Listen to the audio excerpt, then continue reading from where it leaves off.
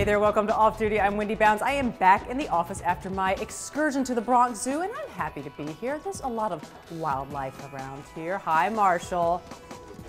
Thanks, Marshall. All right, well, if you guys aren't buying that, how about a trip to Hong Kong, except this Chinese excursion has a bit of a twist. It's too hard to explain. Let's just watch the video.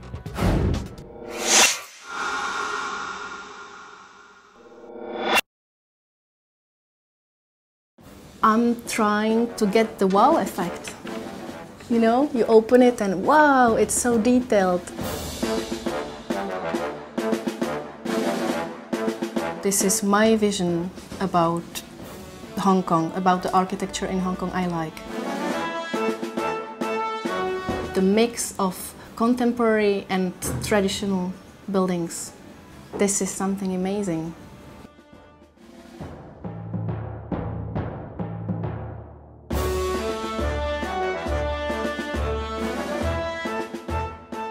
Okay, the first card is about a fishing village with stilt houses. That's how Hong Kong looked like before the British people came. You can see the traditional structures and even like traditional lifestyle. It's such a beautiful mess that I tried to recreate it, another beautiful mess. The second card I'm going to show you is Hong Kong tram. The old design, I think it dates from 19th century, and it's actually the cheapest public transport in Hong Kong.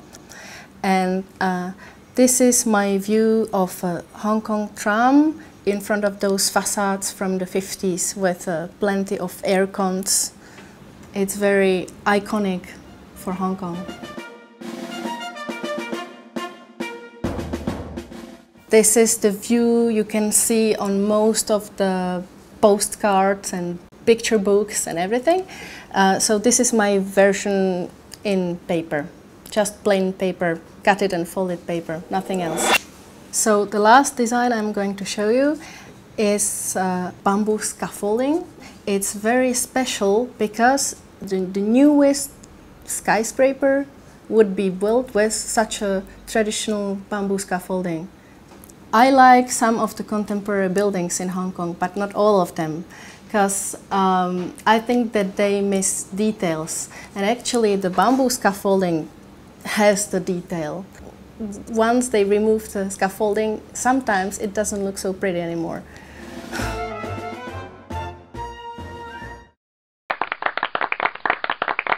They always say that money can't buy you love, but can it buy you happiness? Assuming for a moment that love and happiness are mutually exclusive. But for that, we turn to Robert Frank. He's got this week's Money Talks.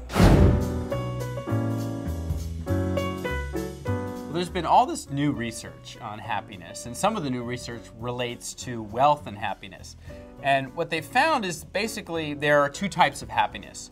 There is your daily happiness, in other words, how you feel at any given moment in a day.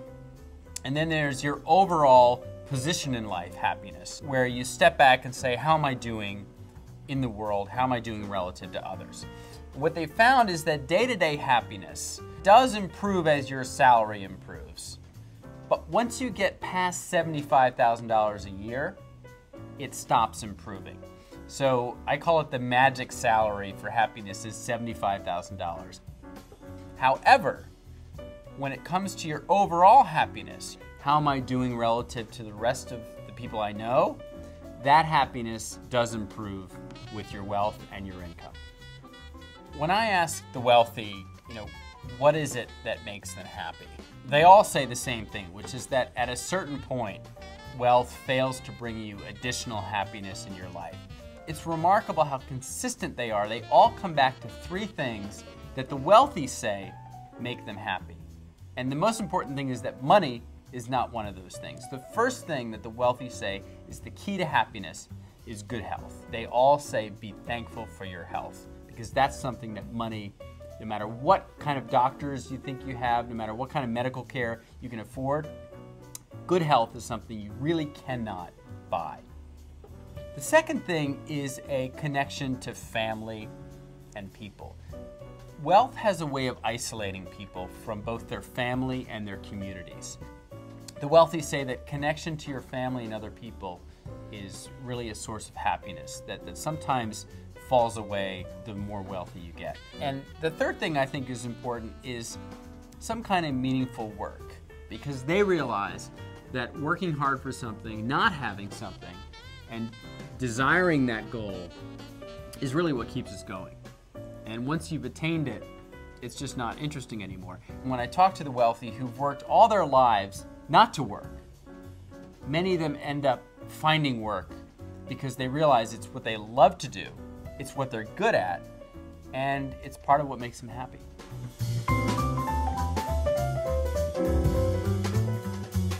Now, those of you who watch the show know that we are no strangers to wine tasting here on Off Duty. Why is this glass empty?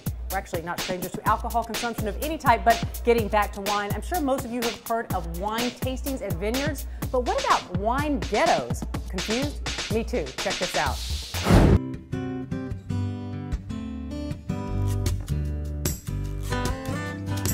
When most people think of wine tasting, they think of rolling hills and lavish estates with acres of beautiful vines. Not an industrial park facing the back of a Home Depot parking lot.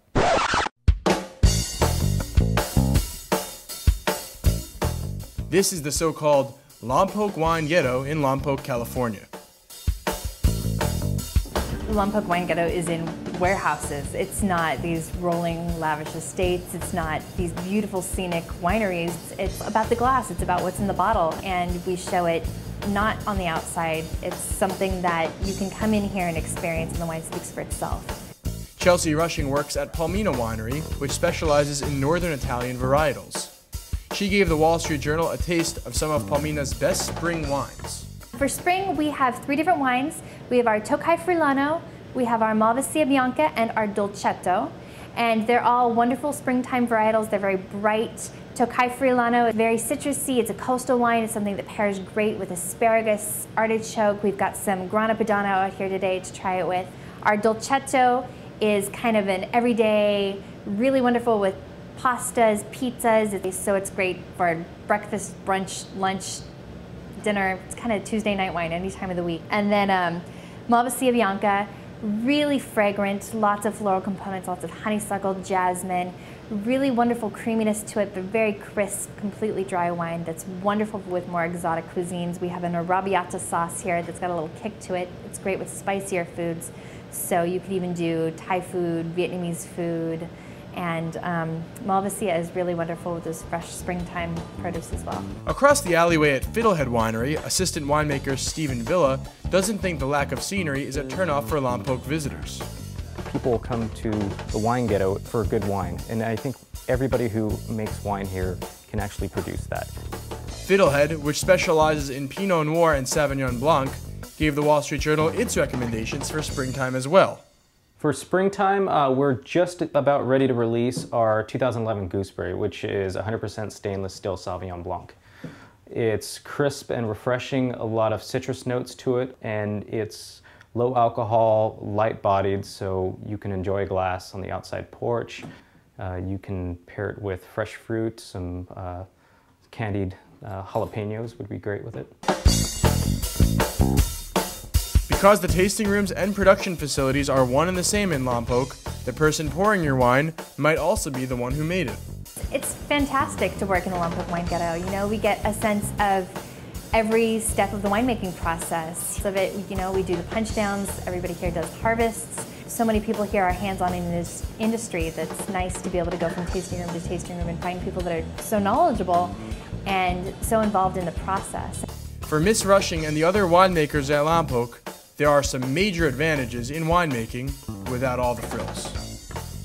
So it's a completely different encounter than sometimes when you go to different tasting rooms in different areas and you get that whole, you know, vineyard view of everything and you're not necessarily thinking about the production. Here it's kind of fun because you see behind the scenes. And finally, another one of our profiles of super creative people. Meet Heather Knight. She has figured out how to turn a robot into a comedian.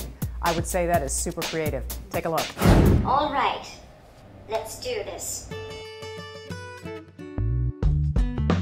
In the past Robotics has made a lot of inroads in terms of automation. What I'm really interested in is not replacing people, but actually maybe replacing computers with more social interfaces. My name is Heather Knight, and I make social robots.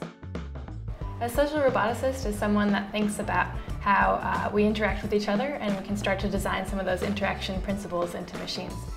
One of the things that I'm starting to do more recently is bring robots into the wild. An example of that would be putting a robot on stage and having it learn how to parse the audience response, for example, in comedy. Social intelligence is so complex that many humans are not good at it. Any programmers or engineers in the house? Me. I rest my case. So Data has sensors at every one of his joints, so he always knows what position he's in or how you're moving him around, if that makes sense.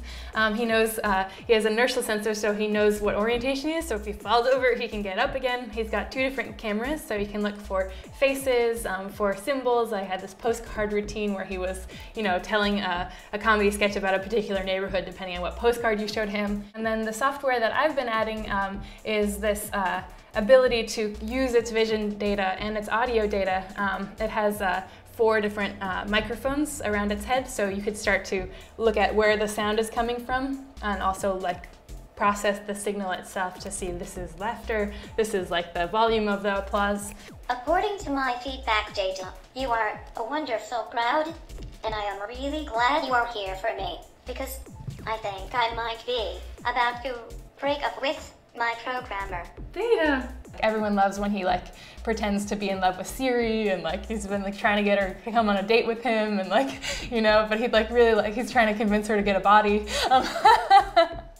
My programmer hopes that one day I will become an autonomous robotic performer like Kevin Costner. Society's relationship with technology is very positive and very negative, kind of like any relationship can be at times. 100 years ago, we had no such thing as a cubicle, and you wouldn't have people sort of at the dinner table just texting each other instead of actually spending time with their kids or their family.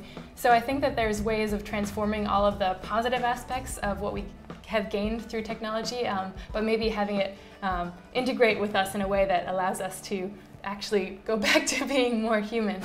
And that's it for today's WSJ Off Duty. I hope you'll click above to subscribe. Join us on Facebook and Twitter. We will be back with you every day this week. I'm Wendy Bounds, and I'll see you tomorrow.